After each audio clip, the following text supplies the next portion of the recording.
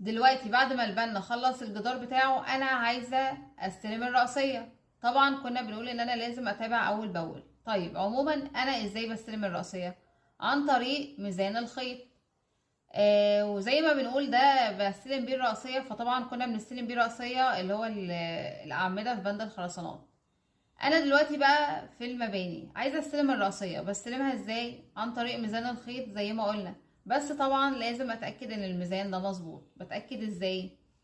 هو الاول بيكون عباره عن في جزء فوق اللي هو العصفوره، وفي الخيط، وفي التقل تحت. فانا لازم اتاكد منه ان العصفوره دي اللي هو العرض بتاعها نفس القطر بتاع التقل، بنحطهم على بعض واتاكد ان هو نفس المسافه بالظبط.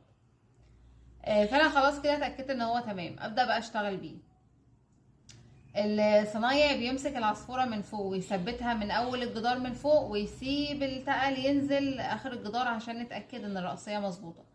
عندك 3 حالات بيحصلوا. أول حالة وهي دي المظبوطة، إن التقل لما بينزل بيلف حوالين محوره لفة بسيطة، لأن أنت دلوقتي لو عندك حاجة رأسية ومظبوطة وسبتها هتنزل هتلف حاجة بسيطة حوالين محورها.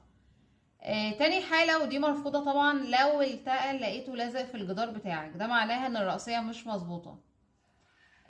تالت حالة، لما تلاقي التقل فيه سبيس بينه وبين الجدار. يعني احنا مثلا ممكن نسيب سبيس معقول، ده مسموح بيه، 1 ملي كده. لكن انت لما تلاقي فيه فراغ كبير، ده برضو طبعا معناه ان الرأسية مش مظبوطة. فانت كده البنا هيظبط الشغل بتاعه تاني. ناخد بالنا بقى من حاجة، والصنايعي ماسك الميزان بتاعه وشغال، ما خليهوش يثبت الميزان من فوق بصوابعه، لان هو ممكن يدخل اللي هو الجزء العصفورة يخرجه، ممكن يميلها علشان يظبطه من تحت، بحيث ان انت تشوف التقل مظبوط وان هو بيلف حوالين محوره والدنيا تمام والرأسية مظبوطة. لا، خليه يثبتها بالكف من هنا علشان تبقى ثابتة، وانت اصلا شايف ان مفيش حركة من الميزان من فوق، والخيط برضو ممكن يحركه وهكذا.